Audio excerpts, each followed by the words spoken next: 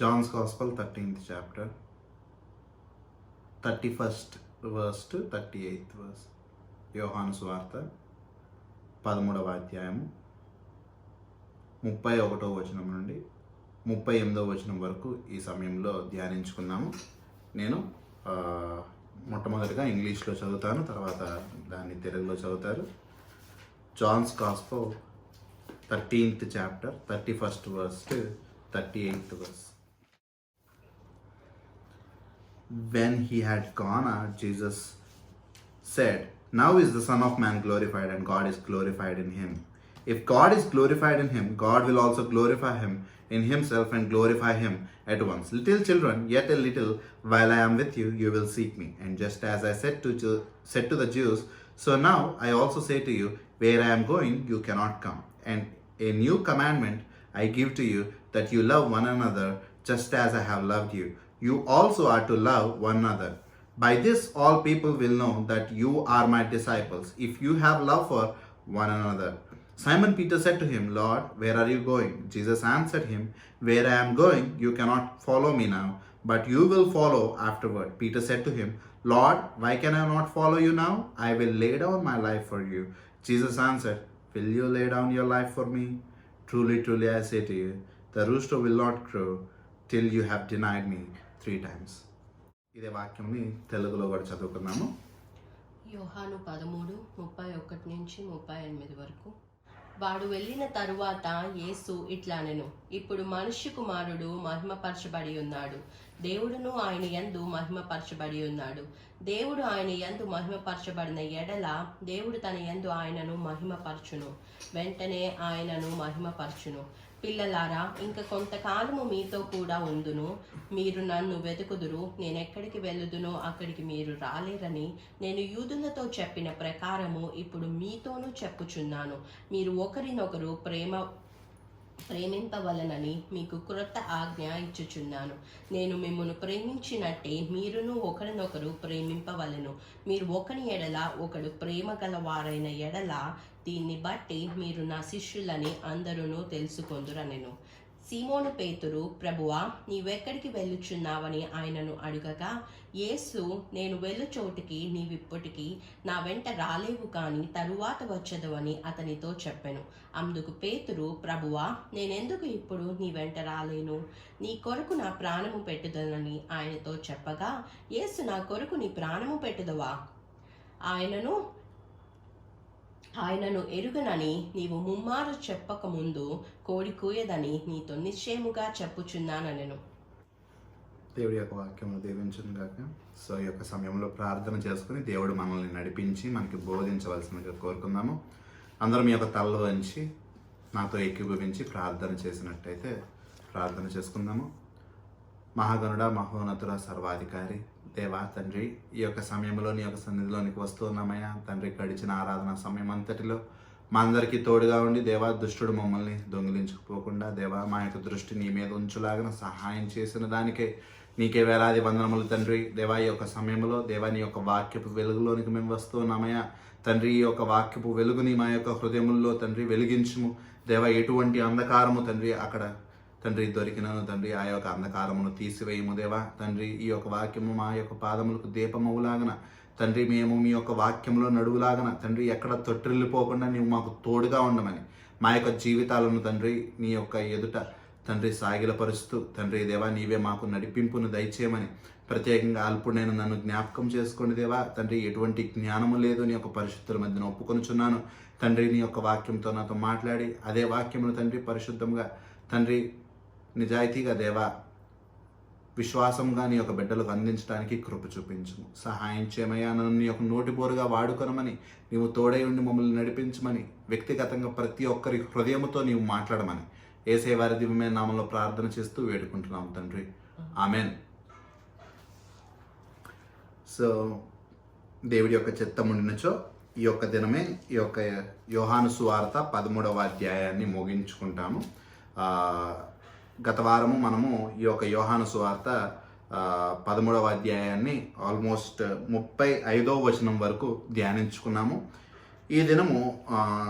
36 నుండి 38వ వచనం వరకు ధ్యానించుకోబోతూ ఉన్నాము. దానికంటే ముందు క్లుప్తంగా 35వ వచనం వరకు ఏం జరుగుతుంది అన్నది మనం చూసుకున్నట్టయితే, మంచి శుక్రవారం ముందు రోజైన ఆ యొక్క గురువారపు రాత్రి ఈ యొక్క సంగతులు, ఆ యొక్క సాయంకాలపు సమయమున ఈ సంగతులు జరుగుతున్నాయి. యోధా ఇస్కరేతు యేసుక్రీస్తు ప్రభువారు ఏ విధంగా ప్రేమించాలి, సహోదరుల పట్ల ఎటువంటి ప్రేమ కలిగి ఉండాలని తన యొక్క జీవితాన్ని సాక్ష్యంగా చూపిస్తూ వాళ్ళ యొక్క పాదములు గడగటము, తర్వాత యోధా ఇస్కరేతుకి నీవేం చేయాలనుకుంటున్నావు, నీవు ఇక్కడి నుంచి వెళ్ళి చేయమని చెప్పటము, యోధా ఇస్కరేతు అక్కడి నుండి ఇమీడియట్గా వెళ్ళిపోవటము. యేసుక్రీస్తు ప్రభువారు ఎప్పుడైతే అబద్ధపు శిష్యుడైన యోధా ఇస్కరేతు వెళ్ళిపోగా తన యొక్క నిజమైన శిష్యులు ఉంటూ ఉన్నారో వారిని సిద్ధపరచడము మనకి కనిపిస్తుంది. సిద్ధపరిచే ఆ యొక్క క్రమంలో యేసుక్రీస్తు ప్రభువారు వారికి ఇచ్చిన గొప్ప ఆదేశము లేదా ఆజ్ఞ లేదా వారికి ఇచ్చిన అటువంటి వాక్యం ఏంటి అంటే, మనకి 34వ వచనంలో ఉండిద్ది, మీరు ఒకరినొకరు ప్రేమింపవలనని మీకు క్రొత్త ఆజ్ఞ ఇచ్చుచున్నాను. ఈ ఒక్క వాక్యము యూదులకు అంతకు ముందు లేదా అంటే వాక్యానుసారంగా చూసుకున్నట్టయితే మనందరికీ తెలుసు. ఆ యొక్క ద్వితీయోపదేశ కాండములో 6వ అధ్యాయంలో మనకి స్పష్టంగా అక్కడ ఏమని రాయబడి ఉండిద్ది అంటే, love your God with all of your soul, with all of your strength అని చెప్పేసి మనకు అక్కడ ఉంటూ ఉంటుంది.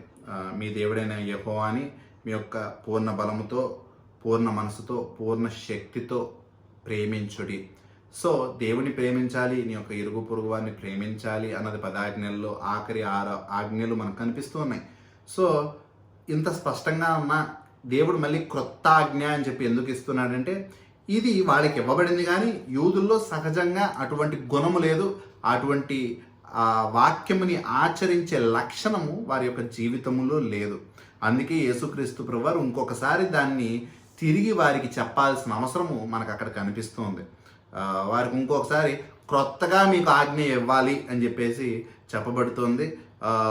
యేసుక్రీస్తు ప్రభువారు బహుశా ఈ దినము మన మధ్యన ఉండినట్టయితే మనకి వాక్యములు ఎన్నోసార్లు ఆయన ఈ విధంగా మీకు ఆజ్ఞ ఇచ్చుచున్నాను, మీరు ఒకరినొకరు ప్రేమించుకోవాలి అని చెప్పినట్టయితే ఈ దినం యేసుక్రీస్తు ప్రభువారు వచ్చిన బహుశా అదే మాటని మళ్ళీ చెప్పే అవకాశము ఉండకుండా లేదు. ఎందుకంటే ఈ దినముల్లో కూడా మనం చూసినట్టయితే వాక్యంలో మనకి స్పష్టంగా రాయబడింది, అంత్య దినముల్లో ప్రేమలు చల్లారిపోతాయని చెప్పి మీరు నేను చెప్పుకోవటం కాదు, ఇది దేవుడే ఆయన యొక్క సర్వజ్ఞానములో ముందుగానే మనకి ఈ యొక్క గ్రంథములో తెలిపి ఉన్నాడు.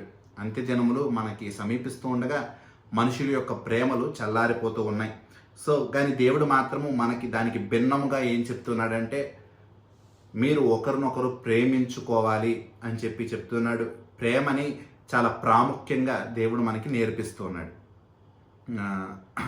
జాగ్రత్తగా గమనించినట్టయితే, this is what is the difference maker. This is what differentiates us from the rest of the world. నిజంగానే అంత్యదినములు వస్తూ ఉండగా, మనుషుల యొక్క ప్రేమలు చల్లారిపోతుండగా, క్రైస్తవులను,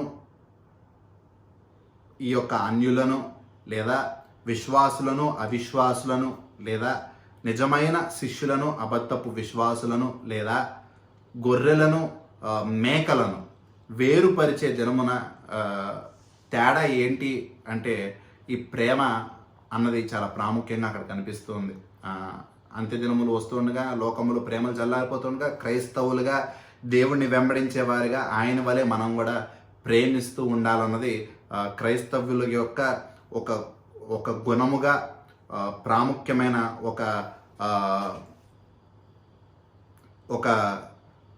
ఒక ఇండికేటర్గా, అంటే వీళ్ళు క్రైస్తవులు, వీళ్ళు నిజమైన విశ్వాసులు, వీళ్ళు రక్షింపబడిన వారు, వీళ్ళు పరలోకాన్ని చేరుకునే వాళ్ళు అని చెప్పి మన యొక్క జీవితాన్ని ఒక సాక్ష్యం పలికేదిగా ప్రేమ మన యొక్క జీవితంలో కనపడుతూ ఉండాలి.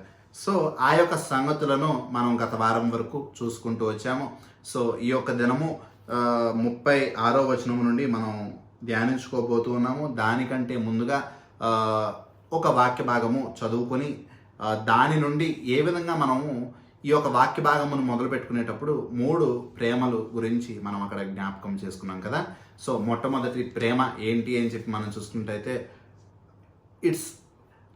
It is love towards God. దేవుణ్ణి మనము ప్రేమించాలి. రెండవది ఏంటి అని చెప్పి మనం చూసుకున్నట్టయితే it is love towards your fellow brother. నీ యొక్క పొరుగువాని మీద ప్రేమ చూపించాలి. అది కుటుంబ సభ్యులు కావచ్చు, స్నేహితులు కావచ్చు, లేకపోతే నీ యొక్క గృహము చుట్టూ నివసిస్తున్న ఇరుగు పొరుగు వారు కావచ్చు, లేదా నువ్వు పనిచేస్తున్న స్థలంలో ఉన్న నీ కొలీగ్స్ కావచ్చు, ఎవరినైనా నీవు ప్రేమతో క్రైస్తవునిగా దేవుని యొక్క ప్రేమని పొందుకున్న వాడిగా వారికి ప్రేమ చూపించాలి.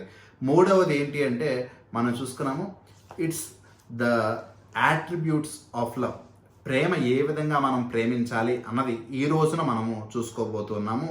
సో ఆ యొక్క మూడవ దాంట్లో మనకి మొత్తము 3 ఎస్లుగా మనకు అక్కడ కనిపిస్తుంది. 3 ఎస్లు ఏంటి అంటే మనకి మొట్టమొదటిది లవ్ సర్వింగ్ అదర్స్, ఇంకొకరికి మనము సేవ చేస్తూ ప్రేమించాలి. రెండోది లవ్ శాంక్టిఫైయింగ్ అదర్స్, ఇంకొకరిని మనల్ని మనము పరిశుద్ధపరుచుకుంటూ ప్రేమించాలి. మూడవది ఏంటంటే love suffering, love even by suffering towards others. మనకి శ్రమ కలిగిన, మనకి అవతల వారి ద్వారా బాధ కలిగిన, అవతల వాళ్ళు మనల్ని వేధించిన, అది మనకి ఎంతటి శ్రమని గురి చేసినా మనము ప్రేమించాలి. ఈ 3 ఎస్లు మనం జ్ఞాపకం చేసుకోబోతున్నాము. మొట్టమొదటిది మనము వారికి సేవ చేస్తూ ప్రేమించాలి, లవ్ సర్వింగ్ అదర్స్. సెకండ్ది లవ్ శాంక్టిఫైయింగ్ అదర్స్, అవతల వారిని ప్రేమతో వారిని పరిశుద్ధపరుస్తూ మనల్ని మనం పరిశుద్ధపరుచుకోవాలి. ఇంకోటి మూడవది even by suffering love others, శ్రమ పొందినా కానీ అవతల వారిని ప్రేమించాలి. ఈ 3 సంగతులు మనం ఈ దినమున జ్ఞాపకం చేసుకోబోతూ ఉన్నాము. సో మొట్టమొదటిది మనము మొట్టమొదటిది వారికి అవతల వారికి సేవ చేస్తూ సేవించుతూ వారిని ప్రేమించాలి. ఆ యొక్క వాక్య భాగము ఒకసారి నాతో పాటు ఫిలిపియన్స్ 2వ అధ్యాయము 2వ వచనం నుండి 4వ వచనం వరకు చదువుకుందాము. ఫిలిపీలు 2వ అధ్యాయము 2వ వచనం నుండి యాక్చువల్లీ 8వ వచనం వరకు చదవండి. మీరు మనస్కులగునట్లుగా ఏకము ప్రేమ కలిగి ఏక భావము కలవారుగా ఉండి ఒక దాని అందే మనస్సుంచుచు నా సంతోషమును సంపూర్ణము చేయుడి. కక్ష చేతనైనను వృద్ధతి సాయము చేతనైనను ఏమీయు చేయక వినయమై మనస్కుల గలవారై ఒకనినొకడు తనకంటే యోగ్యుడని ఎంచుచు మీలో ప్రతివాడును తన సొంత కార్యములను మాత్రమే గాక ఇతరుల కార్యములను కూడా చూడవలెను. క్రీస్తు యేసునను కలిగిన ఈ మనస్సు మీరును కలిగి ఉండుడి. ఆయన దేవుని స్వరూపము కలిగి ఉండు వాడై ఉండి దేవునితో సమానముగా ఉండుట విడిచిపెట్టకూడని భాగ్యమని ఎంచుకొనలేదు, కానీ మనుష్యుల పోలికగా పుట్టి దాసుని స్వరూపమును ధరించుకొని తన్ను తానే రిక్తునిగా చేసుకొనెను. మరియు ఆయన ఆకారమందు మనుష్యుడిగా కనబడి మరణము పొందునంతగా, అనగా శిలువ మరణము పొందునంతగా విధేయత చూపున వాడే తన్ను తాను తగ్గించుకొనెను.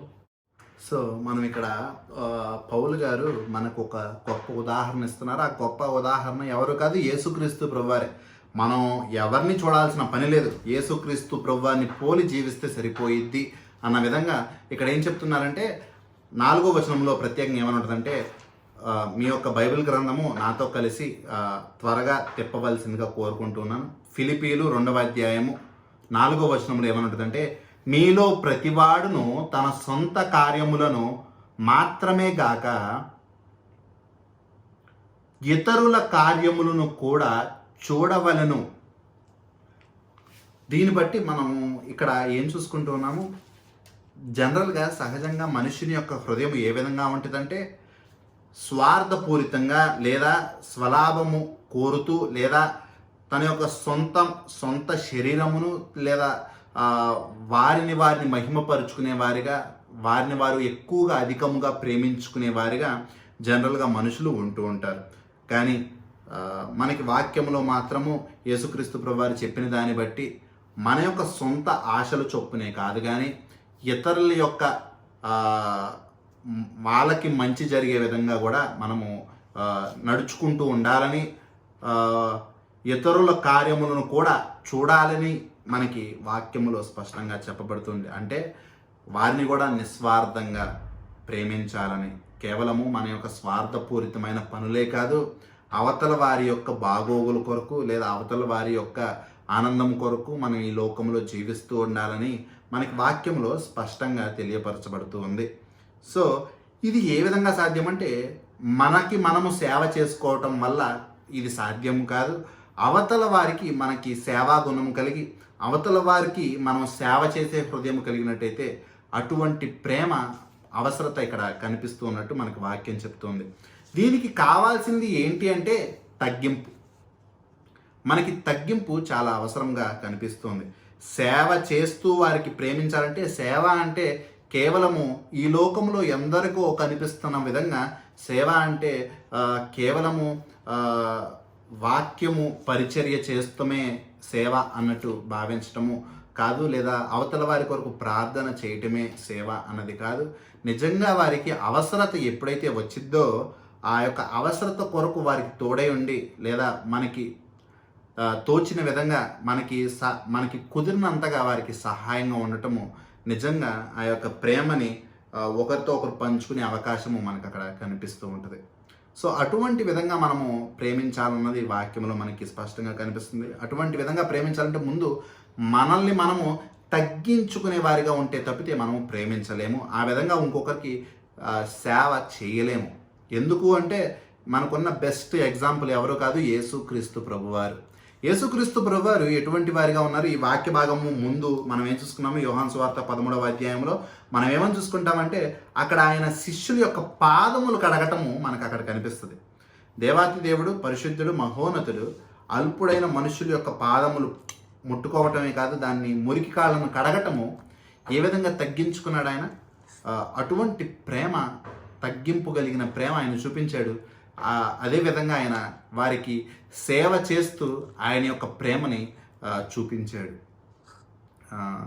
కానీ ఇదే పనిని అల్పులైన శిష్యులు చేయలేకపోయారు. యేసుక్రీస్తు ప్రభువారు ఏ విధంగా శిష్యుల యొక్క పాదములు కడగటానికి ముందుకు వచ్చాడో అదేవిధంగా శిష్యులు ఒకరి పాదములు ఒకటి కడగటానికి ముందుకు రాలేకపోయారు. ఎందుకంటే వాళ్ళు ఒకరితో ఒకరు తగ్గించుకునే పరిస్థితుల్లో లేరు, వారిని వారు హెచ్చించుకునే పరిస్థితుల్లో ఉన్నారు. ఎవరు గొప్ప, పరలోక రాజ్యంలో ఎవరు ప్రథమ స్థానం పొందుతారని చెప్పి ఒకరితో ఒకళ్ళు బాధించుకునే వారిగా ఉన్నారు.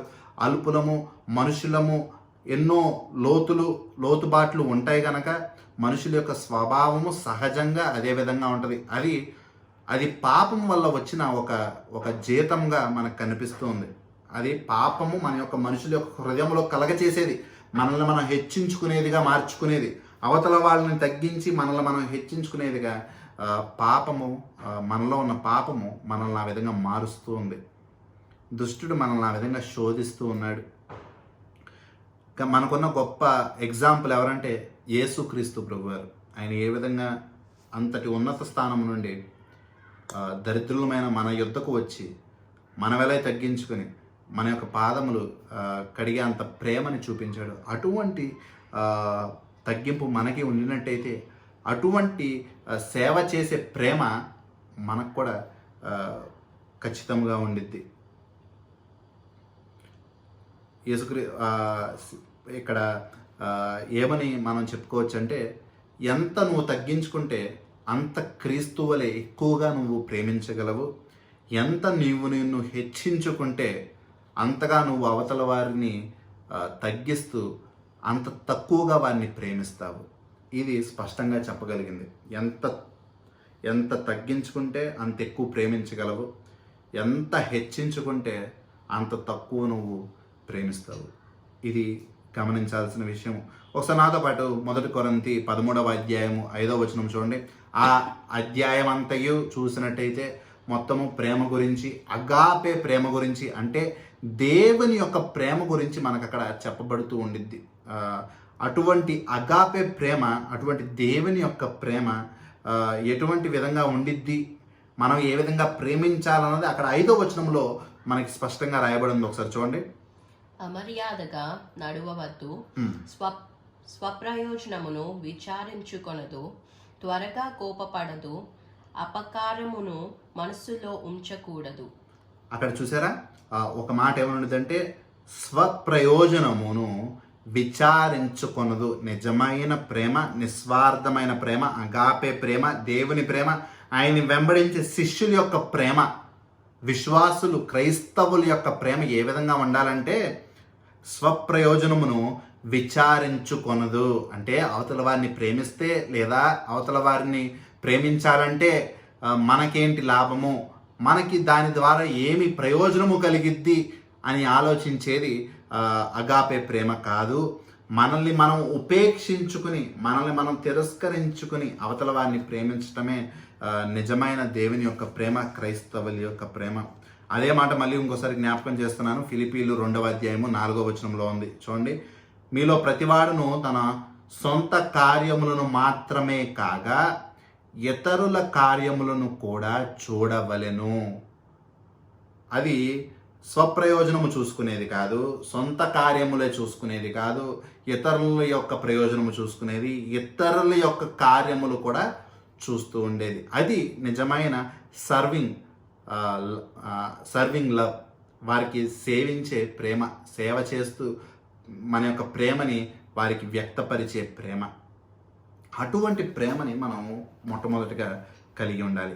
రెండవది మనం సేవించి ప్రేమించడమే ఒకటే కాదు కానీ ఈ రెండవది కూడా చాలా ప్రాముఖ్యమైనది. కేవలం వారికి సేవ చేస్తూ ప్రేమించడం కాదు, వారిని పరిశుద్ధపరుస్తూ మనల్ని మనం పరిశుద్ధపరుచుకుంటూ ప్రేమించాలి. Love sanctifying others. అవతల వారిని పరిశుద్ధపరుస్తూ మనల్ని మనము పరిశుద్ధపరుచుకుంటూ ప్రేమించాలి. అంతేగాని ప్రేమించమన్నారు కదా, అవతల వారికి సేవ చేయమన్నారు కదా, అవతల వాడు ఏదో తప్పుడు పనులు చేస్తూ ఉంటే లేదా పాపపు పనులు చేస్తూ ఉంటే, దేవుడికి వ్యతిరేకమైన క్రియలు చేస్తూ ఉంటే సేవ చేయాలి కదా అని చెప్పి ఆ యొక్క పాపములో మనము పాలిభాగస్తులు అవ్వటం కాదు. లేదా వాడు పాపం చేయడానికి మన యొక్క సేవ సహాయం చేయకూడదు. మనం వారికి సేవ చేస్తూ ఏ విధంగా ప్రేమించాలో అదే విధంగా వారిని పరిశుద్ధపరుస్తూ కూడా ఉండాలి. మన యొక్క ప్రేమ వారికి సేవ చేసేదిగా ఉండాలి. మన యొక్క ప్రేమ వారిని అదేవిధంగా పరిశుద్ధపరచాలి. సేవ చేయమన్నాడు కదా అని చెప్పి ఉపయోగము లేని వాటికి ప్రోత్సహించి తీసుకెళ్ళటం కాదు, అవసరం లేని వాటిని కూర్చోపెట్టి చూపించడం కాదు, అవసరం లేని గాసిపింగ్ లేదా గొండెములు ఆడుకోవటానికి మనుషులతో కూర్చోవడం కాదు. సేవ చేయటం అంటే ముందుగా వారికి ఏది సహాయాన్ని చేకూర్చిద్దో శారీరకంగా, అదేవిధంగా ఆత్మీయంగా, ఈ రెండు మనము జాగ్రత్తగా గమనించుకోవాలి. సో మొట్టమొదటిది వారికి సేవ చేసే హృదయం ఉండాలి. వారి యొక్క అటువంటి మనల్ని మనము ఉపేక్షించుకుని మన యొక్క స్వార్థ ప్రయోజనముల కొరకే కాదు, మన యొక్క స్వార్థ పనుల కొరకే కాదు, అవతల వారి యొక్క పనుల కొరకు, అవతల వారి యొక్క ప్రయోజనం కొరకు కూడా మనం పనులు చేస్తూ ఉండాలి. అలా అని చెప్పేసి అది వారిని ఆత్మీయంగా పడివేసే విధమైన పనులు ఎటువంటి మనం చేయకూడదు. వారిని పరిశుద్ధపరిచే పనులు కూడా మనం చేస్తూ ఉండాలి. ఎలాంటివంటే ఇప్పుడు మనం చూసుకుందాము. మత్తయి సువార్త 18వ అధ్యాయము 3వ వచనంలో ఒక మాట ఉంటుంది చూడండి. మీరు మార్పు నొంది బిడ్డల వంటి వారైతేనే కాని పరలోక రాజ్యములో ప్రవేశింపరని మీతో నిశ్చయముగా చెప్పుచున్నానను. శాంక్టిఫైయింగ్ లవ్ అంటే మొట్టమొదటిగా వారిని పరిశుద్ధపరచటము అంటే దానికి ఇంకొక మాట ఏంటి అని చెప్పి మనం చూసుకున్నట్టయితే క్రొత్తగా జన్మించటం అంటే మారు మనస్సు పొందుకోవటం అంటే రక్షింపబడటము, పరలోక రాజ్యాన్ని పొందుకోవటము, ఆ యొక్క నిత్య జీవానికి వారసులుగా ఉండటము, దేవుని యొక్క రాజ్యపు వారసులుగా మనం ఉండటము. మనకి ఆ యొక్క మాటకి మనము ఎన్ని అర్థాలైనా చూసుకోవచ్చు. సో అటువంటి విధంగా మనకి ఇంకొకరిని పరిశుద్ధపరుస్తూ ప్రేమించాలని చెప్పి వాక్యములో అంటే ఇక్కడ మనకి ఒక వాక్య భాగము మత్తయి సువార్త 18వ అధ్యాయము 3వ వచనంలో ఏమంటుందంటే మీరు మార్పు నొంది బిడ్డల వంటి వారైతేనే గాని పరలోక రాజ్యంలో ప్రవేశింపరని మీతో నిశ్చయముగా చెప్పుచున్నాను. దేవుడి యొక్క వాక్యంలో ఏమనుందంటే యోహాను సువార్త 3వ అధ్యాయంలో మీరు క్రొత్తగా జన్మించితేనే కానీ పరలోక రాజ్యంలోనికి ప్రవేశించరు.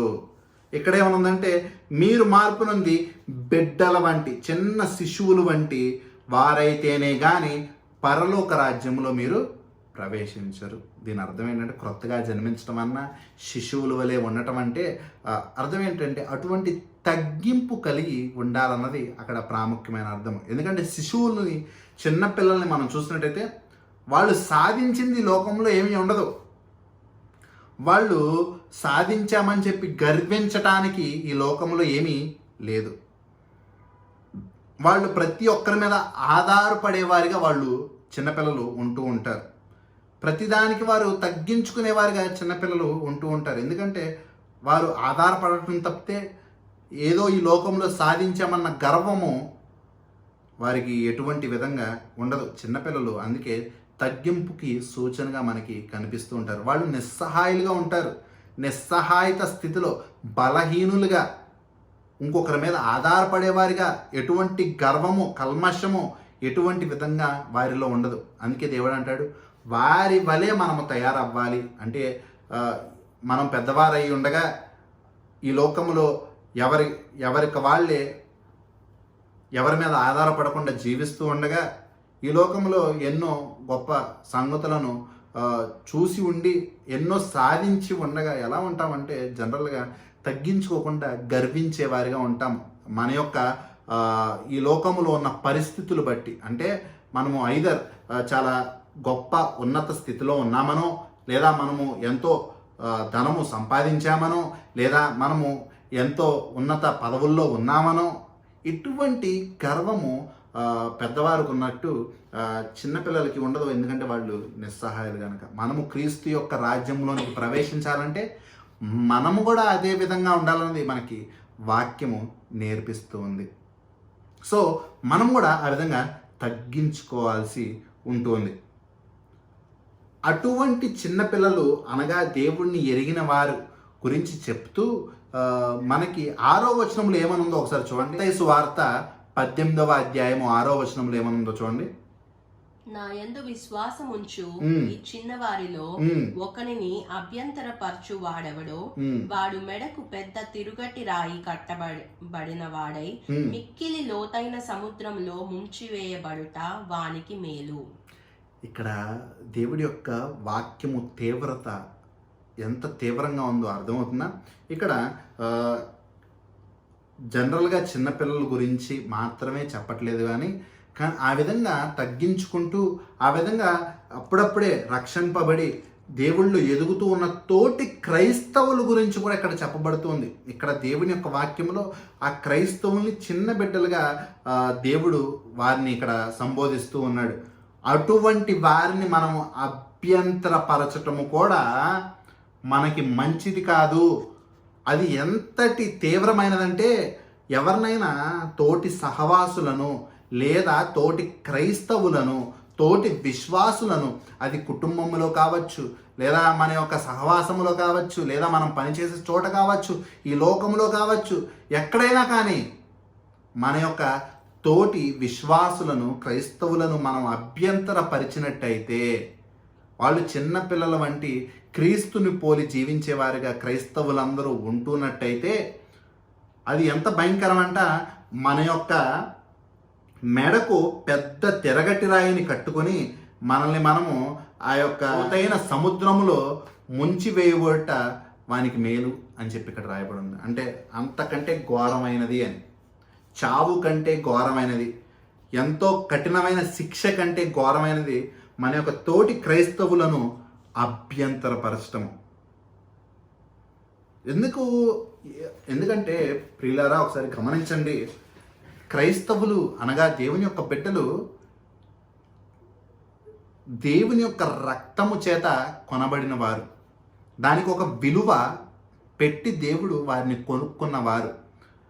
అటువంటి దేవుని ఎరిగి దేవుని పరిశుద్ధాత్మని కలిగి దేవుళ్ళో జీవిస్తున్న అటువంటి వారిని మనం వారికి అభ్యంతరకరమైన పనులు ఎటువంటి విధంగా చేసినా, అభ్యంతరకరం అంటే వారికి నచ్చినవి చేయటం కాదు, వాక్యానుసారంగా వారికి వ్యతిరేకంగా తెలుసో లేదా తెలియకో ఎటువంటి హానో లేదా పాపము తలపెట్టినా వారి యొక్క ఆత్మీయ జీవితానికి లేదా ఈ లోకంలో వారి యొక్క జీవితానికి ఎటువంటి కష్టాన్ని మనం కలుగ చేసినా అది మనకి చాలా శ్రమ. ఎందుకంటే ప్రతి ఒక్కరూ క్రీస్తుని పోలి జీవిస్తున్నారు. మనం ఏ విధంగా ప్రేమించాలంటే ప్రతి ఒక్క సహవాసిని క్రైస్తవుడిని మనం ఎటువంటి విధంగా ప్రేమించాలంటే క్రీస్తుని ప్రేమించే విధంగా మనం వారిని ప్రేమిస్తూ ఉండాలి. ఎందుకంటే వాళ్ళందరూ క్రీస్తుని పోలి జీవిస్తూ ఉన్నారు, క్రీస్తుని యొక్క స్వారూప్యంలో మారుతూ ఉన్నారు. వారికి మనం ఎటువంటి విధంగా సేవ చేయాలంటే సాక్షాత్తు ఆ యొక్క దేవాతి దేవునికి, యేసుక్రీస్తు ప్రభువానికే ఏ విధంగా సేవ చేస్తామో అటువంటి విధంగా మనము మన యొక్క పొరుగువాన్ని కూడా సేవించాలి. అటువంటి విధంగానే వారిని కూడా ప్రేమించాలి. ఎందుకంటే దేవుని వాక్యంలో స్పష్టంగా ఏమని రాయబడిందంటే కనిపించని ఆ యొక్క దేవుణ్ణి ప్రేమిస్తున్నాము అని చెప్తూ కనిపించే సహోదరుని ప్రేమించని ఎడల మనము అబద్ధికులము అని చెప్పి దేవుని యొక్క వాక్యంలో చెప్పబడుతుంది. ప్రతి ఒక్క క్రైస్తవులు they are just like Christ. వాళ్ళు క్రీస్తుని పోలి జీవిస్తున్నవారు, క్రీస్తు యొక్క అడుగుజాడల్లో నడుస్తున్నవారు, క్రీస్తు యొక్క రక్తం పెట్టి కొనబడిన వారు. అటువంటి వారిని ప్రేమించని ఎడల వారిని మనము అభ్యంతరపరిచిన ఎట్టయితే వారికి మనము తొట్టిల్లిపోయే రాయి వలె మనము ఉండినట్టయితే వారి యొక్క జీవితంలో వారి యొక్క విశ్వాస ప్రయాణంలో వాళ్ళని తొట్టిల్లింపజేసే వాళ్ళని పడివేసే రాయిలా మనం అడ్డుపడి ఉన్నామనుకోండి, అది మనకి చాలా శ్రమ. ఏ విధంగా మన యొక్క సహోదరుణ్ణి లేదా సహోదరిని పడవేయగలము లేదా అభ్యంతరపరచగలము లేదా ఒక తొట్టిల్లిపోయే రాయిలా మనం వారి యొక్క జీవితంలో పని చేయగలమంటే రెండు విధాలుగా ఆ యొక్క పనిని చేయవచ్చు. ఒకటి బహిరంగంగా అవుట్వర్డ్లీ చేయొచ్చు, రెండవది రహస్యంగా కోవర్ట్లీ చేయొచ్చు. అంటే తెలుస్తూ అందరికీ బహిరంగంగా ఒక విధంగా వారిని అభ్యంతరపరచచ్చు. రెండవది తెలియకుండా, బహుశా వారికి తెలియకుండా, బహుశా మనకే తెలియకుండా కూడా అవతల వారిని అభ్యంతరపరచచ్చు. మొట్టమొదటిది దాన్ని చూసినట్టయితే ఏ విధంగా వాళ్ళని ఆ విధంగా బహిరంగంగా అభ్యంతరపరచచ్చు, వారిని పాపంలోనికి నడిపించవచ్చు. అంటే వారితో కూర్చుని గొండెములాడచ్చు, వారితో కూర్చుని అబద్ధపు మాటలు మాట్లాడుకోవచ్చు, లేదా వారిని పాపపు పనుల్లోనికి నడిపించవచ్చు, లేదా వాళ్ళు పాపం చేస్తున్నారని తెలిసి అది వాక్య విరుద్ధమని తెలిసి మౌనంగా వారిని ఏమి తప్పు అని చెప్పి ఖండించకుండా ఆ పాపము నుండి వారిని తిప్పకుండా వారి యొక్క పాపానికి విడిచిపెట్టి మన యొక్క మౌనం పాటించినట్టయితే అది కూడా వారిని పాపంలోనికి తోసినట్టే. ఇంకోటి వారిని పాపం చేసే విధంగా ప్రేరేపించవచ్చు. ఏదైతే ఈ లోకంలో చెడ్డదిగా ఉందో దాన్ని చేయమని లేదా వారు చేస్తున్నప్పుడు అడ్డు చెప్పకుండా కూడా మనల్ని మనము దూరపరుచుకోవచ్చు. ఇది ఏదైనా పాపమే ప్రియులారా. ఉదాహరణకి నా యొక్క తోటి సహోదరుడు ఒకడు, నా యొక్క ప్రియమైన వాడు తన యొక్క చేతిని తీసుకెళ్ళి నిప్పులో పెడితే అది కాలిద్ది అని చెప్పి వాడికి గ్రహింపు ఉండకపోతే నాకు ఆ యొక్క గ్రహింపు ఉంటే వాడిని ప్రేమించేవాడిగా, నా యొక్క సహోదరుడిని ప్రేమించేవాడిగా నేను అడ్డుపడి ఆ యొక్క నిప్పులో ఏలు పెట్టకుండా కాపాడేవాడిగా ఉండాలి, పడేవాడిగా ఉండాలి.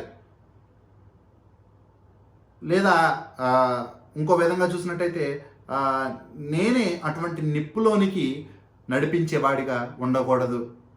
అక్కడ నిప్పు ఉదాహరణకి చూసినట్టయితే పాపంగా, ఎటువంటి పాపమైనా కావచ్చు, ఆజ్ఞాతిక్రమము పాపము వంటిది కావచ్చు, సరి అయినది చేయకపోవటం కూడా పాపం అని చెప్పి వాక్యంలో ఉంటుంది, అటువంటి పాపం కావచ్చు, వాక్యానుసారంగా జీవించలేకపోవటం కావచ్చు, లోకపరమైనవి వెంబడించడం కావచ్చు, లోకం పోకడ అనుసరించడం కావచ్చు, మనుషుల యొక్క అల్పమైన జ్ఞానంలోని పనులు మనం చేయటం కావచ్చు, మనుషుల ఆచారాలు పాటించటం కావచ్చు, అన్యాచారాలు అన్య మత విశ్వాసాలను పాటించటం కావచ్చు, వాక్య విరుద్ధమైన పనులు చేయటం కావచ్చు. ఏ పనైనా కానీ పాపం కింద మనకి కనపడుతూ ఉండగా ఆ పాపము నిప్పు వలె ఉంటూ ఉండగా ఆ పాపంలోనికి పడిపోవటము, ఆ పాపములో ఏలు పెట్టడము చూస్తూ మౌనంగా ఉండటం కూడా మనం చేస్తున్న తప్పు. లేదా మనమే అటువంటి పనులకు వాళ్ళని ప్రోత్సహించి నడిపించడం కూడా పెద్ద తప్పు. అది అవుట్వర్డ్లీ బహిరంగంగా జరిగేది. ఇంకోటి కోవర్ట్లీ అంటే ఎవరికి తెలియకుండా రహస్యంగా అప్పుడప్పుడు మనంతటా మనకు కూడా గ్రహింపు లేకుండా మనం పాపం చేస్తూ అవతల వాళ్ళని కూడా పాపం చేసేలాగా ప్రోత్సహించేదిగా ఉంటూ ఉంటుంది. ఏంటి అంటే బీయింగ్ ఏ బ్యాడ్ ఎగ్జాంపుల్, ఒక తప్పుడి మాదిరిని మన యొక్క జీవితంలో వారికి చూపిస్తూ అటువంటి విధంగా ఫర్ ఎగ్జాంపుల్ నాకు అరిసే అలవాటు ఉందనుకోండి, నా యొక్క తోటి సహవాసులు ఎవరో నన్ను చూస్తూ ఉన్నారు, నన్ను గమనిస్తూ ఉన్నారు, నేను ఎక్కడ పడితే అక్కడ నా యొక్క నెమ్మదిని కోల్పోతూ ఇష్టం వచ్చినట్టు అరిచేవాడిగా ఈ లోకంలో జీవిస్తూ ఉన్నాను అనుకోండి. నా ద్వారా నా యొక్క తోటి సహవాసులు కూడా ప్రేరేపించబడి వాళ్ళు కూడా ఆ విధంగా నెమ్మది కోల్పోయి అరుచుకునేవారిగా జీవించినట్టయితే దానికి కారణమైన నేను నాకు తెలుసో తెలియకో వారిని పాపంలోనికి నడిపించిన వాడిగా ఉన్నా. వాక్యానుసారంగా మాట్లాడుకోవటం నాకు రాదనుకోండి, ఈ లోకపరమైన విశ్వాసాలను పట్టుకుని ఆ మూఢనమ్మకాలను ఏలాడుతూ ఆ మూఢనమ్మకాలు నేను పాటించేదే కాక నలుగురికి చెప్పి ఈ నీతి సూక్తులు లేదా ఈ మంచి మాటలు లేదా ఈ ఉన్నాయని చెప్పేసి అన్య విశ్వాసంలో ఉన్న కొన్ని విధానాలని నలుగురికి బోధించాలనుకోండి, నాకు తెలుసో తెలియకో వారిని పాపములో పడివేసేవాడిగా ఉంటూ ఉన్నా. ఇది రహస్యంగా తోటి సహవాసిని తోటి విశ్వాసని అభ్యంతరపరచడంగా మనకు వాక్యంలో కనిపిస్తూ ఉంది. ఈ లోకపరమైన రహస్యంగా నాకు తెలియకుండా లోకపరమైన పనులు లీనమైపోయి ఆ లోకపరమైన పనుల్లోనే జీవిస్తూ దేవుని యొక్క పనిని విడిచిపెట్టి నా యొక్క కుటుంబంలో నా భార్యకు కానీ లేదా నా పిల్లలకు కానీ నేను ఎటువంటి మాదిరిని చూపించకుండా పూర్తిగా దేవుడి పనిని విడిచిపెట్టి కేవలం లోకపరమైన పన్నే పట్టుకుని ఏలాడుతూ ఉన్నాను అనుకోండి, ఒక రకంగా నా యొక్క భార్యకు కానీ లేదా నా యొక్క పిల్లలకు కానీ నేను అభ్యంతరపరిచిన వాడిగానే ఈ లోకంలో ఉంటూ ఉన్నాను. వారికి నేను ఒక తొట్టిల్లిపోయే రాయిగా నేను వారి యొక్క క్రైస్తవ జీవితంలో వారి యొక్క విశ్వాస మార్గంలో ఉంటూ ఉన్నాను. జాగ్రత్త పడుడి ప్రియులారా. మనకి తెలుసో మనకి తెలియదో దేవుని యొక్క వాక్యాన్ని కాక ఇంకేమి మనం వెంబడించినా కానీ అది ఖచ్చితంగా పాపానికి దారితీస్తూ ఉంటుంది. ఆ యొక్క పాపానికి దారితీసే మార్గంలో మనకి తెలుసో తెలియకో మనం వెళ్తామే కాదు, అది మనల్ని గమనిస్తూ మనల్ని వెంబడిస్తూ మన యొక్క ప్రియమైన సహోదరులు కావచ్చు, కుటుంబ సభ్యులు కావచ్చు, చిన్నవారు కావచ్చు, ఎవరైనా తెలియక మన యొక్క మార్గాన్ని వాళ్ళు వెంబడించినట్టయితే ఆ యొక్క పాపపు మార్గంలో మనం నడవటమే కాదు వాళ్ళను కూడా నడిపించే వారిగా ఉంటాము. వారి కొరకే వాక్యంలో చెప్పబడుతోంది. ఆ యొక్క 6వ వచనములో నా యందు విశ్వాసం ఉంచు ఈ చిన్నవారిలో ఒకరిని అభ్యంతరపరిచిన వాడెవడో వాడు మెడకు పెద్ద తిరగటిరాయి కట్టుకున్న వాడై మిక్కిలి లోతైన సముద్రంలో ముంచి వేయబడుట వాడికి మేలు. అంతటి భయంకరంగా దేవుడు దాన్ని ఎంచుతూ ఉన్నాడు. ప్రియులారా, జాగ్రత్త పడుడి. మనము పాపంలో పడిపోవటమే కాదు, ఇంకొకరికి అటువంటి పాపములో పడిపోయే అవకాశం కూడా మనము ఇవ్వనంతగా వారిని ప్రేమించాలి. ఎందుకంటే ఇందాకే చెప్తూ ఉన్నా, మనం నిజంగా ఎవరినైనా ప్రేమించినట్టయితే నిప్పులో చేయి పెట్టనిస్తామా? అంతకంటే ఘోరమైనది పాపంలో వాళ్ళు పడిపోవటము. మన యొక్క కళ్ళ ఎదుట వాళ్ళు పాపం చేస్తుంటే, ఈ లోకపరమైన ఆచారాలను పాటిస్తూ ఉంటే, ఈ లోకపరమైన దాంట్లో వాళ్ళు మునిగిపోతూ ఉంటుంటే, తెలిసి వాళ్ళు నరకానికి పోతూ ఉంటుంటే, వాళ్ళ యొక్క ఆత్మ నశించిపోతూ ఉంటే మౌనంగా ఉండుట చాలా చాలా వారికి నష్టాన్ని చేకూర్చింది ప్రియులారా. So love sanctifying others. అవతల వారిని పాడు చేసేవారిగా ఉండకూడదు, కానీ ఆ ప్రేమతో వారికి సేవ చేయటమే కాదు, కానీ ఆ ప్రేమ వారిని పరిశుద్ధపరిచేదిగా ఉంటూ ఉండాలి. మత్తయి సువార్త 18వ అధ్యాయము 7వ వచనము తిప్పండి. మత్తయి సువార్త 18వ అధ్యాయము 7వ వచనము. అభ్యంతరముల వలన లోకమునకు శ్రమ, అభ్యంతరములు రాక తప్పవు గాని ఎవని వలన అభ్యంతరము వచ్చునో ఆ మనుష్యునికి శ్రమ. అభ్యంతరముల వలన లోకమునకు శ్రమ, ఆ అభ్యంతరములు, వాక్యానుసారంగా వాక్య విరుద్ధంగా జీవించుట, లోకపరమైన క్రియల్లో బ్రతుకుతా, ఈ లోకం పోకడ అనుసరించుట, అది మనకి మేలు కాదు ప్రజలారా, అది మనకి శ్రమ. ఈ లోకానికి అది శ్రమ. కానీ వాక్యం ఏమని చెప్తుంది? అటువంటి అభ్యంతరములు రాక తప్పవు, రావకుండా తప్పవు. ఫర్ ఎగ్జాంపుల్, చాలా రకమైన అభ్యంతరాలు ఉండొచ్చు. కొన్ని చోట్ల తినటానికి తిండి లేకపోతూ ఉండొచ్చు. కొంతమందికి వాళ్ళు ఆకలితో చాలా అలమటిస్తూ చాలా బాధ, కోపావేశములు వారికి రావచ్చు. కొంతమందికి ఏదో ఒక రీతిలో నష్టం కలగచ్చు, ఏదో ఒక రీతిలో వాళ్ళు బాధపడచ్చు, లేదా ఎవరో వీరి గురించి చెడుగా మాట్లాడుకోవటం వారు వినొచ్చు, లేదా ఎవరో వీరి గురించి గొండెములాడుకోవటం వారికి కష్టం కలగచేయచ్చు. ఇటువంటి అభ్యంతరకరమైనవి మనుషులు ఎదుర్కోవటము అది సహజము, అది లోకానికి శ్రమ. కానీ దాని తర్వాత మాట చూడండి, ఎవని వలన అభ్యంతరము వచ్చునో ఆ మనుష్యునికి శ్రమ. ఆ యొక్క స్థానంలో మనం ఉండకూడదు ప్రియులారా. అభ్యంతరకరంగా ఈ లోకంలో మనుషులకి రావటము, శోధనలు రావటము, అది సాతానుడి పని. ఆడి పని ఆడు చేస్తూ ఉంటాడు, మనల్ని శోధిస్తూ ఉంటాడు, మనకి కోపం రేపిస్తూ ఉంటాడు, మనల్ని బాధిస్తూ ఉంటాడు, మన చుట్టుపక్కల వారిని ప్రోత్సహిస్తూ ఉంటాడు, మనల్ని మాటలు అనే విధంగా వారి యొక్క హృదయంలో చెడు తలంపులు పెడతాడు. మన యొక్క పనిచేసే స్థానంలో, మనం జీవిస్తున్న స్థలముల్లో మనకి ఎన్నో అభ్యంతరాలు కలుగుతూ ఉంటాయి. దానివల్ల మన యొక్క నెమ్మదిని కోల్పోవచ్చు, దానివల్ల మనం ఆవేశానికి గురవ్వచ్చు, దానివల్ల మన యొక్క దేవుడు చెప్పినట్టు వాళ్ళని ప్రేమించకుండా వాళ్ళని ద్వేషించే వారిగా అయ్యి పాపంలో పడిపోవచ్చు. ఇటువంటి అభ్యంతరములు ఎన్నో ఉండగా దానికి కారణం మాత్రం మనము అవ్వకూడదు అని చెప్పి వాక్యంలో స్పష్టంగా చెప్పబడుతుంది. ఎందుకంటే ఆ విధంగా కారణమైతే ఇంకొకరిని మనము చెడులోనికి నడిపిస్తే, వారిని దేవుడి పనిలోనికి కాక ఈ లోకపరమైన ఏ పనికి వారిని ప్రోత్సహించినా అది మనకి శ్రమ. ఎందుకంటే లోకపరమైన పనులు అది చెడుకి పడిపోవటానికి మాత్రమే నడిపించేదిగా ఉంటుంది, అది మనల్ని ప్రోత్సహించేదిగా లేదు, అది మనకు ఉపయోగపడదు. ఎందుకంటే దేవుని మార్గమే పరిశుద్ధమైనది, అది మాత్రమే మనుషులకు మంచి చేయగలిగింది. ఈ లోకపరమైన పనులు తాత్కాలికంగా సుఖాన్ని కల్పించవచ్చు, తాత్కాలికంగా నెమ్మదిని దయచేయచ్చు, కానీ శాశ్వతంగా మన యొక్క ఆత్మని నరకానికి పాత్రగా మార్చేదిగా ఉంటుంది. శాశ్వతమైన నెమ్మదిని మన నుండి తీసివేసిద్ది. అప్పటికప్పుడు సుఖం ఇవ్వచ్చు, కానీ ఏదో ఒక రోజు అది మనకి ఎంతో నష్టాన్ని చేకూర్చేదిగా ఉంటుంది. అటువంటి పాత్రను మాత్రము ఎప్పుడు మనము పోషించకూడదు. మనకి తెస్సలోనీయులు గ్రంథంలో కూడా ఒక మాట రాయబడి ఉంటుంది, ప్రతి విధమైన కీడును దూరంగా ఉండుడి. అంటే ఇంగ్లీష్లో క్లియర్గా ఉంటుంది, all form of appearance of evil. ఎటు విధమైన కీడు నుండి దూరంగా ఉండుడి.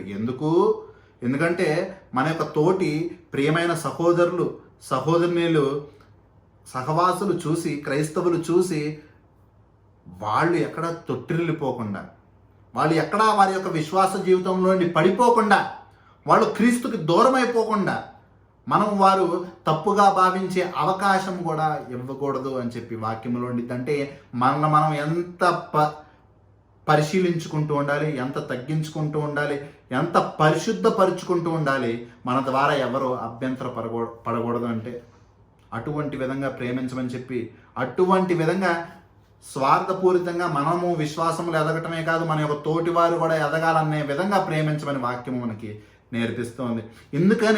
ఎందుకనే సంఘములకు లేదా పాస్టర్లకు చాలా పెద్ద బాధ్యత వాళ్ళ మీద ఉంటూ ఉంది. కానీ దాన్ని ఎంతోమంది ధిక్కరిస్తూ, దాన్ని హేళన చేస్తూ, అసలు వారి యొక్క సహవాసం గురించి, వారి యొక్క సంఘం గురించి ఏమాత్రము పట్టించుకోకుండా వాళ్ళ యొక్క శరీరేచ్ఛల కొరకు, వారి యొక్క స్వార్థపు ఆలోచనల కొరకు సంఘాన్ని నాశనం చేస్తూ, వారికి తప్పుడు బోధిస్తూ, వాళ్ళని తప్పుల్లోనికి నడిపిస్తూ, వాళ్ళకి అపవిత్రతను, అపరిశుద్ధతను, పాపముని నేర్పిస్తూ ఉన్నారు. ఎన్నో ఆత్మలు అటువంటి సంఘముల్లో నశించిపోవచ్చుండగా ఆ యొక్క శ్రమ ఆ యొక్క సంఘ కాపరికి ఉంటూ ఉంది. సంఘ కాపర్లు లేదా పాస్టర్లు చాలా జాగ్రత్తగా ఉండవలసిన అవసరతలు కనిపిస్తున్నాయి ప్రియులారా. ఎందుకంటే క్రైస్తవులను, క్రీస్తుని పోలి జీవించే వారిని, విశ్వాసులను ఆ యొక్క వాక్యం అనే పునాదుల మీద కట్టకుండా ఈ లోకపరమైన పెట్టకథలు, ఈ లోకపరమైన నిరుపయోగమైన ఉపమానాలు చెప్పుకుంటూ వాక్యాన్ని విడిచిపెట్టి, యేసయ్య చెప్పిన ఉపమానాలు విడిచిపెట్టి వీళ్ళ యొక్క సొంత ఉపమానాలు, సొంత తెలివితేటలు, వాళ్ళ యొక్క ప్రదర్శనతో వాళ్ళు చెప్పటం ద్వారా అది జీవపు మాటలు కాదు. మనుషుల యొక్క మాటలు మురికి బావలో నుండి వచ్చిన మాటలతో సమానము. అది ఏ మనుష్యుడైనా కావచ్చు. కేవలము దేవుని యొక్క మాటలే నిత్య జీవపు ఓటలుగా ఉంటూ ఉన్నాయి. ఆ మాటలు మనం ఎంత ఎక్కువగా ధ్యానించుకుంటే మనుషుల యొక్క జీవితంలో అంత ఎక్కువగా వాళ్ళు అటువంటి అనుబంధాన్ని కలిగి ఉంటారు దేవునితో. మనుషుల యొక్క మాటలు ఒట్టి వ్యర్థమైనది. దేవుడి యొక్క వాక్యము మనుషుల యొక్క మాటలకి ఎంతో వ్యత్యాసము ఉంటూ ఉంది. ఒకసారి నాతో పాటు మత్తయి సువార్త 5వ అధ్యాయము 30వ వచనం చూడండి. మత్తయి సువార్త 5వ అధ్యాయము 30వ వచనము. నీ కీడు చెయ్యి నిన్న అభ్యంతర పరిచిన ఎడల, నీ కుడి చెయ్యి నిన్ను అభ్యంతర పరిచిన ఎడల దాన్ని నరికి నీ యొద్ద నుండి పారవేయము. నీ దేహమంతయు నరకములో పడకుండా నీ అవయవములలో ఒకటి నశించుట నీకు ప్రయోజనకరము. మనందరము దేవుని యొక్క శరీరంలో భాగస్థులై ఉండగా, మనమందరూ క్రీస్తు శరీరముగా ఉంటూ ఉండగా, మనందరం ఆయన యొక్క అవయవములుగా ఉంటూ ఉన్నాము. క్రీస్తు సంఘము, సహవాసము అంటే దేవుని యొక్క సహవాసము. ఆయన యొక్క ప్రజలు ఎవరైతే ఉన్నారో ఆ యొక్క ప్రజలందరూ దేవుని యొక్క శరీరంగా ఉంటూ ఉండగా, అందులో పాపము జరుగుతున్నా కానీ, చందాల కొరకు కావచ్చు, దేనికైనా కానీ ఆ యొక్క పాపాన్ని ఖండించకుండా, ఆ పాపము నరికివేయకుండా, ఆ పాపాన్ని చూసినా కానీ ఆ యొక్క కాపర్లు కానీ, తోటి సహవాసులు కానీ వాళ్ళ యొక్క కన్నులు కప్పుకొని ఈ లోకంలో వాళ్ళని ఆ విధంగానే జీవింపజేసినట్టయితే ఆ యొక్క ఇన్ఫెక్షన్, ఆ యొక్క రోగము శరీరం అంతా వ్యాప్తి చెందింది. ఆ యొక్క కలంకము, ఆ యొక్క కల్మషము తోటి సహవాసులు కూడా స్ప్రెడ్ అయింది. అందుకే వాక్యములో స్పష్టంగా చెప్పబడుతుంది ఏంటంటే, ఒక శరీరంలో ఏదైనా భాగము పోయినా పర్లేదు కానీ మిగిలిన శరీరమైనా ఏ విధంగా ఎఫెక్ట్ అవ్వకుండా, ఇన్ఫెక్ట్ అవ్వకుండా వాళ్ళు ఆ యొక్క పరలోకానికి చేరాలన్నది దేవుడి యొక్క వాక్యంలో స్పష్టంగా చెప్పబడుతుంది. అంటే చాలా జాగ్రత్తగా కాపర్లు కూడా గమనిస్తూ ఉండాలి, సహవాసులు కూడా గమనిస్తూ ఉండాలి. ఎక్కడ ఆ యొక్క పాపము కనిపించినా కానీ ఆ యొక్క పాపాన్ని ఖండిస్తూ, పాపాన్ని సహవాసం నుండి తీసివేస్తూ ఉండాలి. ఎప్పుడైతే ఆ యొక్క పాపముని కప్పిపోచటమో, లేకపోతే వీళ్ళ యొక్క మాటలే పాపాన్ని నేర్పించటమో, లేదా వాక్యము ఒక విధంగా నేర్పిస్తుంటే వాక్యము విడిచిపెట్టి వాళ్ళ యొక్క హృదయ తలంపుల్లో నుంచి, వాళ్ళ యొక్క హృదయ క్రియల్లో నుంచి విచిత్ర చేష్టలు సంఘముల్లో చేయటం మొదలు పెడితే అది మొత్తము సహవాసాన్నంతటిని, అంటే ప్రతి క్రైస్తవుణ్ణి నాశనం చేసేదిగా ఉంటుంది. వాళ్ళు ఎంతో లెక్క చెప్పుకోవాల్సిన అవసరత కనిపిస్తుంది ప్రియులారా. వాళ్ళు ఎంతో శ్రమ పొందుదురని వాక్యంలో స్పష్టంగా చెప్తుంది. జాగ్రత్త పడి సహవాసంలో కానీ, మనం ఉన్న స్థలంలో కానీ మనం ఎవరిని ఏ విధంగా వాక్య విరుద్ధంగా నేర్పించకుండా జాగ్రత్త పడి. వాక్యము తెలియకపోతే నేర్చుకోండి, చదువుకోండి. దేవుడి యొక్క కృపను బట్టి ప్రతి ఒక్కరికి వాక్యము మన యొక్క చేతుల్లో ఉండేలాగా దేవుడు మనకి అవకాశం ఇచ్చాడు. ధ్యానించుకోండి. అంతేగాని మన ద్వారా తోటి సహవాసి తొట్టిల్లిపోవటము మనకి శ్రమ. అందుకే పాపము కనిపించినప్పుడు దాన్ని చూసి చూడకుండా ఎవరు విడిచిపెట్టకూడదు. మన యొక్క జీవితంలోనే కాదు, అది మన యొక్క తోటి సహవాసుల యొక్క జీవితంలో కూడా పాపం కనిపించినప్పుడు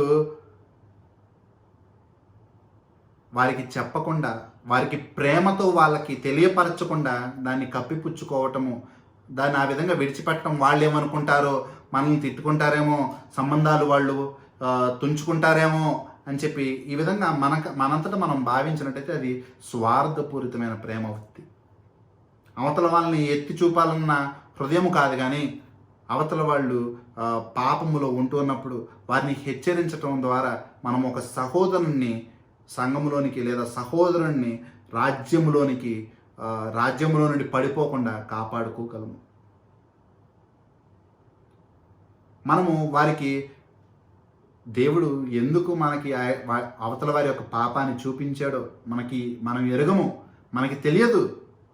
అది ఖచ్చితంగా ప్రేమతో జెంటిల్గా వారికి తెలియపరచాల్సిన అవసరము చాలా ఎక్కువగా ఉంటుంది. ఎప్పుడైతే దాన్ని మనం కప్పిపుచ్చుతామో అది వారి నుండి ఎంతోమందికి పాకే అవకాశం ఉంది.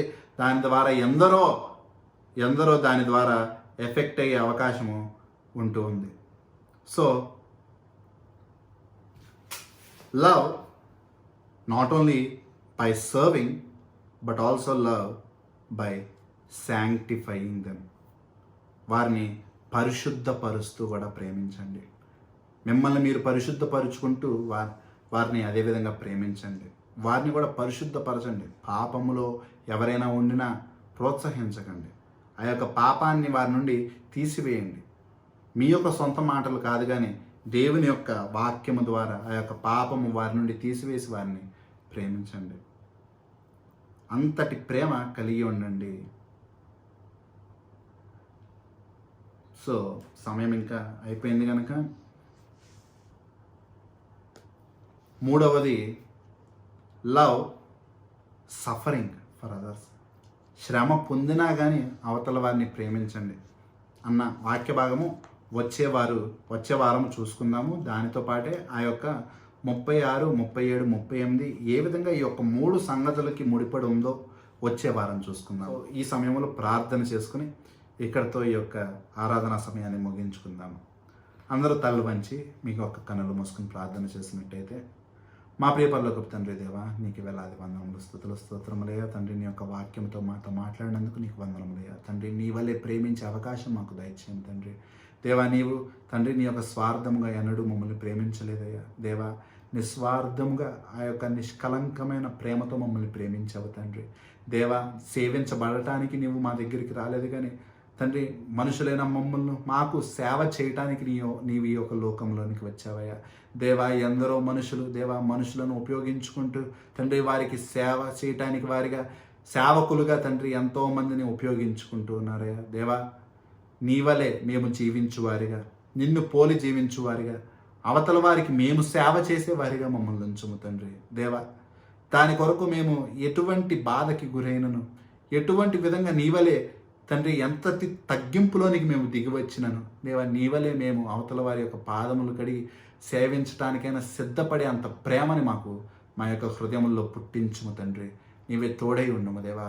తండ్రి, అదేవిధంగా నీవు ఏ విధంగా తగ్గించుకుని నీ యొక్క అల్పమైన తండ్రి ఆ యొక్క శిష్యుల యొక్క పాదములు కడిగావు దేవా, అటువంటి ప్రేమతో మేము తగ్గించుకుని సేవించువారిగా తండ్రి, అదేవిధంగా పరిశుద్ధతలో ఒకరు తండ్రి ఎదుగులాగిన సహాయం చేయము దేవా.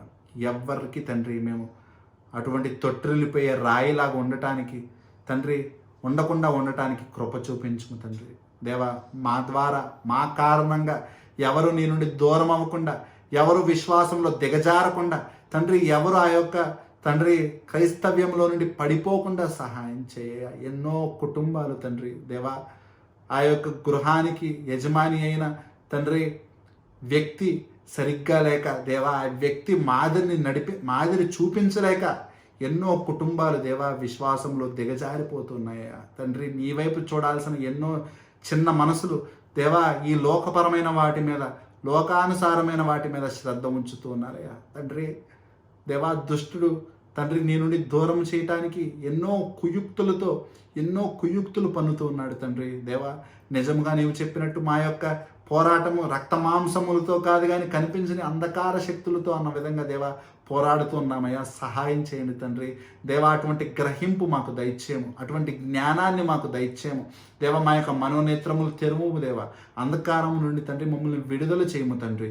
దేవా, ఆ యొక్క దుష్టుడి యొక్క కుయుక్తులకి బానిసలుగా కాక తండ్రి వాటిని ఎదిరించు వారిగా, నీలో తండ్రి మేము జయము పొందుకునేవారిగా మాకు సహాయం చేయండి తండ్రి.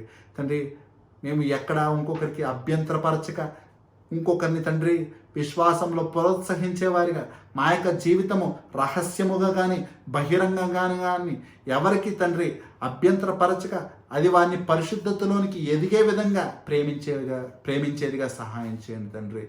కృప చూపించుము దేవా. తండ్రి మా యొక్క కుటుంబములన్నీ నీ యొక్క పరిశుద్ధాస్తంలోనికి సమర్పిస్తున్నామయ్యా. తండ్రి నీవే మాకు సహాయం చేయండి అయ్యా. పేరు పేరున తండ్రి మేమైతే బలహీనము నీ ముందు ఒప్పుకొనిచున్నాము తండ్రి. మేమైతే పడిపోయేవారిగా ఉన్నాము తండ్రి, సహాయం చేయండి. ఒకరినొకరు పురుకొల్పుకుని ప్రోత్సహించుకునే వారిగా మమ్మల్ని మార్చుము తండ్రి.